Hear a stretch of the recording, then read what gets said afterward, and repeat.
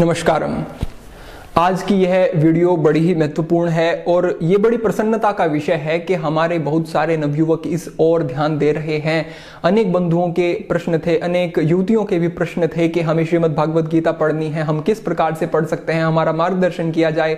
कुछ व्यक्ति कहते हैं कि हमें समझ नहीं आता है, हम कोशिश करते हैं लेकिन हम समझ नहीं पाते हैं। तो उसके लिए जो जरूरी चीज, श्रीमद् भागवत गीता किस प्रकाशन की आप पढ़ सकते हैं, किन के द्वारा उसकी व्याख्या आप पढ़ें और कौन सी व्याख्या पढ़ें जो आपके लिए उपयोगी हो सकती है, किस प्रकार से पढ़ें, किस क्रम से पढ़ें, किस मनोभाव से पढ़ें, कितना समय लगेगा और कितना अभ्यास चाहिए, ऐसे बहुत सारे प्रश्न हैं जो कि इस वीडियो में हम चर्चा करेंगे। और आज मैं आपसे कहता हूं कि ये वीडियो आप अवश्य साझा करें दूसरे बंधुओं के लिए, क्योंकि भगवान ने भी स्वयं कहा है कि जो व्यक्ति मेरे संदेश को अग्रेषित करेंगे वो मुझे विशेष प्रिय होंगे। मैं निश्चित रूप से ये चाहता हूं कि ये संदेश अवश्य ही उन सब व्यक्तियों तक पहुंचे जो कि थोड़ा भी ईश्वर में विश्वास रखते हैं, जो कि कुछ जानना चाहते हैं, जो जिज्ञासा रखते हैं। मैं उन व्यक्तियों के लिए बिल्कुल यह आपसे आग्रह नहीं करूंगा जो ईश्वर में विश्वास नहीं रखते, नास्तिक हैं, जो कि पूर्ण तमस से भरे हुए हैं। उस व्यक्ति को इस वीडियो की, इस सब सामग्री की कोई आवश्यकता नहीं है। तो उन व्यक्तियों को अवश्य इस वीडियो का आप अग्रेषित करें जो कृष्ण भावना भावित हैं या फिर जो ईश्वर के किसी भी स्वरूप में विश्वास रखते हैं। आज हम अपनी चर्चा को शुरू करते हैं और सबसे पहले मैं बात करूंगा कि भगवान ने किस प्रकार से मार्गदर्शन किया है। तो क्यों हम गीता को ही इतना महत्व देते हैं, क्यों श्री गीता के सामने दूसरे सारे ग्रंथों को हम बाद में रखते हुए सबसे प्रमुखता से मैं भी आपसे यही सुझाव देता हूं। अनेक बंधु पूछते हैं कि हम कौन सा ग्रंथ पढ़ें, तो मेरा यही उत्तर होता है आप श्रीमद् भागवत गीता पढ़ें, श्रीमद् भागवत गीता पढ़ें। कारण क्या है? क्योंकि ये सरलीकृत है, क्योंकि भगवान के द्वारा स्वयं उनके श्रीमुख से निकले हुए शब्द, जो कि एक शब्द हमारे लिए अमूल्य हो सकता है, वो मार्गदर्शन यहां पे है। भगवान को पता है कि आज के समय में कैसा विवेक है व्यक्ति का। भगवान को पता था कि कैसा मार्गदर्शन होना चाहिए जिससे कि जीवन के हर स्तर पर कार्य किया जा सके, चाहे वो योग हो, चाहे वो स्वास्थ्य हो, चाहे वो मानसिक नियंत्रण हो, चाहे वो इंद्रिय निग्रह हो, और चाहे आपके जीवन की सफलता हो। आप अपने जीवन में किसी भी क्षेत्र में कार्य कर रहे हैं, कोई व्यवसाय कर रहा है, कोई नौकरी इत्यादि के लिए प्रयत्न कर रहा है, कोई बड़े विशाल लक्ष्य बनाए हुए है, कोई समाज सेवा करना चाहता है, कोई भी आपका लक्ष्य है, आपके जीवन के उस लक्ष्य को 10 गुना तेजी से आप पूरा कर सकते हैं, प्राप्त कर सकते हैं अगर आप अपने जीवन में श्रीमद् भागवत गीता को अवतरित करते हैं। तो ये मेरा विशेष आग्रह है कि बड़े ध्यान से समझे बातों को। भगवान ने कब एक विशेष ज्ञान अर्जुन को देना शुरू किया? कब देना शुरू किया? जब उसने पूरी तरह से भगवान के सामने अपने आप को समर्पित कर दिया। किस प्रकार का विवेक और बुद्धि विकसित करनी है एक शिष्य को, ये अर्जुन के माध्यम से आप समझ सकते हैं। और इसी भाव को समझाते हुए प्रथम अध्याय में कुछ चीजें बताई गई हैं। जब अर्जुन कहता है कि वेपतुष्य शरीरे में रोमरस्य जायते गांडीवमस्त्रस्ते हस्त्वा त्वक चैव परिधायते, कि मेरा शरीर कांप रहा है, मेरे रोमटे खड़े हो गए हैं, मेरी त्वचा जल रही है, मैं खड़ा नहीं हो पा रहा हूं और मेरे हाथ से मेरा गांडीव छूटा जा रहा है। एक इतना बड़ा योद्धा जो कि एक पूरी सेना के लिए अकेला ही उसके सामने खड़ा होकर के सामना कर सकता था, उसके हाथ से गांडीव छूटा जा रहा है। उसके अंदर संभावनाएं हैं, क्षमताएं हैं, लेकिन उसका प्रमाद, उसकी नकारात्मकता, उसकी गलत सोच उसे वो कार्य नहीं करने दे रही है। इसी प्रकार से हमारे जीवन में भी आप देख सकते हैं। मैं बार बार कहता हूं कि हम सब के अंदर समान रूप से संभावनाएं, क्षमताएं हैं, लेकिन हम उनका प्रयोग नहीं कर पाते हैं। क्यों नहीं कर पाते हैं? क्योंकि हमें हमारा प्रमाद, आलस्य, हमारी अविरति, भ्रांति दर्शन, ऐसे बहुत सारे क्लेश जो कि योग दर्शन में भी बताए गए हैं, वो हमें घेरे रहते हैं। उन क्लेशों से बाहर निकलने के लिए क्या सबसे पहला क्या चरण हो सकता है, क्या कदम हो सकता है कि हम अपने ईश्वर के प्रति, अपने इष्ट के प्रति पूर्ण श्रद्धा के साथ, एक समर्पण के साथ आगे बढ़ें। तो वो समर्पण फिर आगे अर्जुन कहता है और कहता है कि मैं आपको अपना इष्ट मानता हूं, मैं आपको शिक्षक मानता हूं, मैं आपको गुरु मानता हूं, अब आप मेरा मार्गदर्शन करें। और उसके बाद फिर आगे का जो है शुरू होता है, जो भगवान ने मार्गदर्शन किया है। तो सबसे पहले श्रीमद् भागवत गीता की शुरुआत हुई। संजय धृतराष्ट्र पूछते हैं और फिर संजय बताते हैं, और संजय फिर आगे क्रम से बताते जाते हैं कि क्या वहां पर युद्ध भूमि में चल रहा है।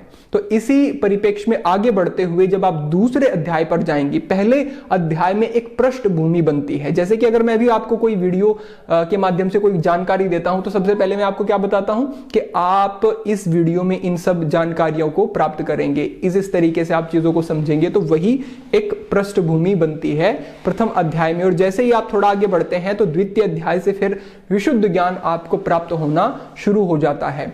अब बहुत सारे बंधु कहते हैं कि हमें समझ नहीं आता है। वास्तव में अगर आप सामान्य एक श्रीमद् भागवत गीता लेकर के आएंगे और उससे आप पढ़ेंगे तो हो सकता है कि जो श्लोक का जो अर्थ है सीधा सीधा आपको समझ ना आए, ऐसा हो सकता है।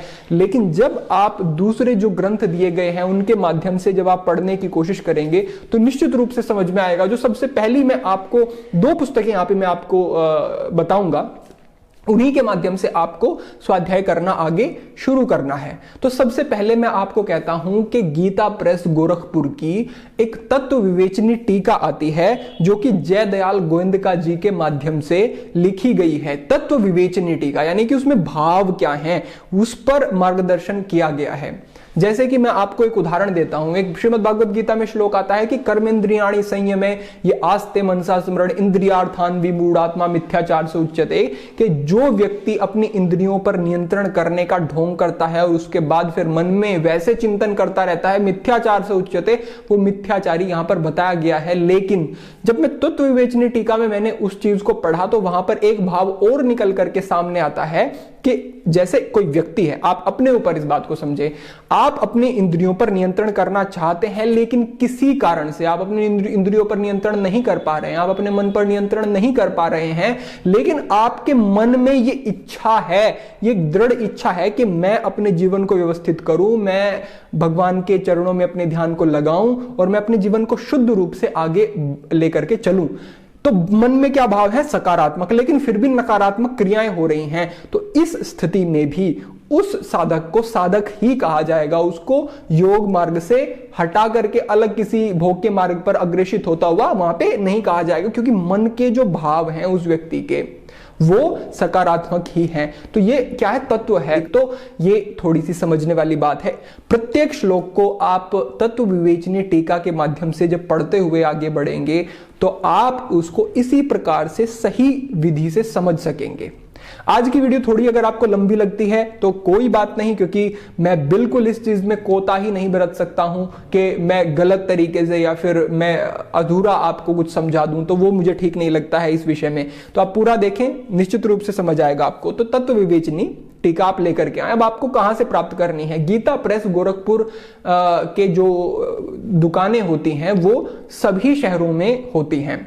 अधिकांश जो रेलवे स्टेशन होते हैं वहां पे भी अधिकांश सभी रेलवे स्टेशन पे अच्छे शहरों में वो प्राप्त हो जाती हैं। अब अगर किसी ग्रामीण क्षेत्र से आप रहने वाले हैं तो आप शहर जाकर के ले सकते हैं, या फिर उन 2 पुस्तकों के लिंक मैं आपको डिस्क्रिप्शन में दूंगा जो कि अमेजोन से आप प्राप्त कर सकते हैं। अगर गांव में आपकी डिलीवरी नहीं होती है अमेजोन की तो आप किसी शहर में संबंधी के स्थान पर आप मंगा करके उनको शुरू कर दें, और निश्चित रूप से शुरू कर दें। इसमें बिल्कुल लापरवाही ना करें। आज इस वीडियो को देख रहे हैं तो इस वीडियो को पूरा होते ही आपको जो अपने जीवन में परिवर्तन चाहते हैं, जो विभिन्न प्रकार के प्रश्न मुझसे करते रहते हैं, ध्यान के विषय में, स्वास्थ्य के विषय में, मानसिक नियंत्रण, जीवन में सफलता, मेरा मार्गदर्शन कभी भी उस स्तर का नहीं हो सकता है अगर आपने ठीक प्रकार से भगवान के वचनों को, भगवान के शब्दों को समझना शुरू कर दिया तो जीवन आपका बड़ी तेजी से बदलेगा और इतने विशाल कार्य आपको करने में सरलता होगी अपने जीवन में, जो आप आज सोचेंगे तो आपको बड़ी मुश्किल लगेंगे, क्योंकि आत्मविश्वास एक विकसित हो जाएगा, जो कि एक जो ईश्वर की जो प्रेरणा है वो ऊर्जा आपके अंदर आ जाएगी। तो फिर आप अतुलनीय कार्य कर सकते हैं अपने जीवन में। यही तो मैं चाहता हूं कि आप अपनी संभावनाओं का पूर्ण प्रयोग करें, और वो इसी माध्यम से हो सकता है। अब इससे थोड़ा सा और आगे बढ़ते हुए तत्व विवेचनी टीका के साथ साथ आपको करना क्या है कि ये जो पुस्तक अभी मेरे हाथ में है, श्रीमद् भागवत गीता पदच्छेद अन्वय साधारण भाषा टीका सहित, तो इसमें क्या होता है? अन्वय किसे कहते हैं? अन्वय का अर्थ है जैसे कि कोई एक श्लोक है, उस श्लोक में जिस क्रम से शब्दों को कहा गया है उस क्रम को बदल के हम उसको हिंदी में समझ सकते हैं। आपको मैं उदाहरण देता हूं अभी एक श्लोक के माध्यम से। आप अन्वय को इस प्रकार से समझ सकते हैं, जैसे आपके सामने ये श्लोक है, इसमें दिया गया है कि एषा ब्रह्म स्थिति पार्थ, लेकिन जब हम इसके अर्थ को देखते हैं जो कि सही क्रम में इन शब्दों को लगा करके हिंदी अनुवाद के लिए दिया गया है, तो सबसे पहले पार्थ शब्द का प्रयोग किया गया, फिर एषा ब्रह्म स्थिति, और फिर आगे पीछे करके इन शब्दों को आप देखें अपनी स्क्रीन पर, जो क्रम आपको ऊपर श्लोक में दिखाई देगा स्थित्वा श्यामंत काले अपि इत्यादि, वो यहाँ पर नीचे बदल करके उसके बाद यहाँ पर प्रयोग किया गया है। अर्थात अन्वय का अर्थ होता है संस्कृत में जो श्लोक दिया गया है उसके आवश्यकता के अनुसार हिंदी में जब हम उसका अर्थ करते हैं तो उसके शब्दों को आगे पीछे करके सही क्रम से हिंदी के अर्थ में उसे ढाला जाता है। तो यही अन्वय है, यानी कि श्लोक को तोड़ा जाता है और हिंदी के क्रम के लिए, जिससे कि सही प्रकार से समझा जाए, उसके शब्दों को आगे पीछे करके बताया जाता है। तो ये जो मैं आपको पुस्तक सुझा रहा हूं, ये आपको एक एक शब्द की अलग अलग से व्याख्या करके देगा, यानी कि आप एक एक जो है श्लोक के शब्द को ठीक प्रकार से समझ पाएंगे। तो इसी प्रकार से आपको करना है। तत्व विवेचनी टीका के माध्यम से आपको पूरे अर्थ जो है उस पर एक अलग दृष्टिकोण, जहां तक शायद आपका मस्तिष्क नहीं पहुंच रहा है या फिर आपके मन में जो प्रश्न आएंगे उनके उत्तर वहां पर आपको प्राप्त हो जाएंगे इस प्रकार से। और इस वाले जो मैंने दूसरी जो आपको पुस्तक बताई है, इसमें आपको एक एक शब्द का अलग अलग अर्थ प्राप्त हो जाएगा। तो ये दो तरीके हैं, इन दोनों तरीकों से आप समझें।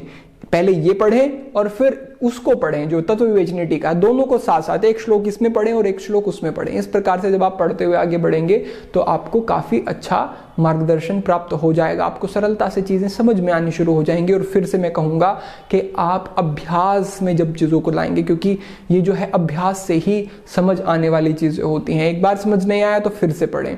एक बार आप श्रीमद् भागवत गीता को शुरू से शुरू करके और अंत तक पढ़ लें, उसके बाद फिर से शुरू से करके फिर अंत तक पढ़ लें, तो पहली बार में जितना आपको समझ आया उससे ज्यादा दूसरी बार में समझ आ जाएगा। तो लेकिन कैसे पढ़ना है? तत्व विवेचनी के माध्यम से और इस पुस्तक के माध्यम से। और एक आप उसका लिंक भी मैं आपको डिस्क्रिप्शन में दे दूंगा, जो सामान्य श्रीमद् भागवत गीता है उसको भी आप ले लें और उसके माध्यम से जो सीधा सीधा अर्थ है उसको भी पढ़ें। बहुत सारे बंधु जो कि थोड़ा रुचि रखते हैं पहले से अध्यात्म में, जो थोड़ा पहले से शास्त्रों का कहीं ना कहीं पढ़ते रहे हैं, उनको तो बड़ी सरलता से समझ में आना शुरू हो जाएगा। लेकिन जिन्होंने कभी संस्कृत को नहीं पढ़ा, जिन्होंने धर्मशास्त्रों की तरफ कोई ध्यान नहीं दिया, कभी अध्यात्म में विशेष रुचि नहीं रही, तो उनके लिए मैंने ये सरल तरीका आपको बताया है। इन दोनों के माध्यम से आप निश्चित रूप से विशेष लाभ प्राप्त कर सकते हैं। और आप देखेंगे कि जिस दिन आप पढ़ना शुरू करेंगे उस दिन आपके मन में बहुत सारे प्रश्न हो सकते हैं, बहुत सारी दुविधाएं हो सकती हैं, जीवन में बहुत सारी समस्याएं हो सकती हैं। लेकिन जब आप ठीक प्रकार से समझते हुए पूरी भागवत गीता को पढ़ लेंगे तो आपके पास इतने सारे विचार होंगे, आपके पास इतनी सारी संभावनाएं होंगी कि आप दूसरे व्यक्ति के जीवन में भी यदि कुछ गलत देखेंगे, उसके जीवन में, उसके विचारों में भी कुछ विषाक्तता देखेंगे, तो आप उसे भी ठीक मार्गदर्शन कर सकेंगे, यानी कि आप एक अच्छे मार्गदर्शक हो जाएंगे। इस अध्ययन के बाद आप जो भी कुछ कर रहे हैं, चाहे आप अपना व्यवसाय करते हैं, चाहे किसी जॉब के लिए आप तैयारी कर रहे हैं, चाहे आप अभी विद्यार्थी हैं, आप अपना विद्याध्ययन कर रहे हैं, आप किसी भी स्तर पर कार्य कर रहे हैं, आप इस ग्रंथ को अवश्य पढ़ें। ये आपके जीवन के हर पक्ष को सकारात्मक रूप से प्रभावित करते हुए आपको एक विशाल व्यक्तित्व देगा, क्योंकि चरित्र के बिना आप कभी जीवन में आगे नहीं बढ़ पाएंगे। बेहतर चरित्र नहीं होगा तो आप ऊंचे स्थान प्राप्त करने के बाद भी जीवन में फिर से नीचे आकर के गिरेंगे और आप सब कुछ खो देंगे अपना। मैं ऐसा बिल्कुल नहीं चाहता हूं। मैं चाहता हूं कि आपको ठीक मार्गदर्शन प्राप्त हो, इसीलिए मैं ये सुझाव आपको दे रहा हूं। तो इस ग्रंथ को आप अभी मंगा लें, पढ़ना शुरू करें, और अगर आपको कोई फिर से समस्या आती है तो अपने प्रश्न रखें, मैं निश्चित रूप से उनका भी समाधान करूं। और साथ ही साथ ध्यान रखें कि पूर्ण समर्पण के साथ ही स्वाध्याय करें। जिस प्रकार से अर्जुन ने अपने आप को पूरी तरह से भगवान के सम्मुख समर्पित कर दिया और भगवान को अपना गुरु समझा,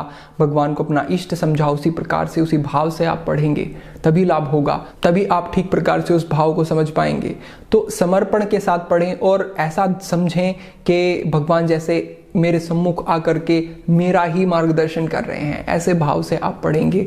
और एक एकांत स्थान होना चाहिए आपके पास, किसी प्रकार का कोई डिस्टरबेंस नहीं होना चाहिए। बहुत सारे बंधु जो ब्रह्म मुहूर्त में उठते हैं वो ब्रह्म मुहूर्त में भी समय निकाल करके 1 घंटा 1.5 घंटा जितना भी आपको समय मिलता है तब भी स्वाध्याय कर सकते हैं। यह भी आपके लिए परम उपयोगी रहेगा।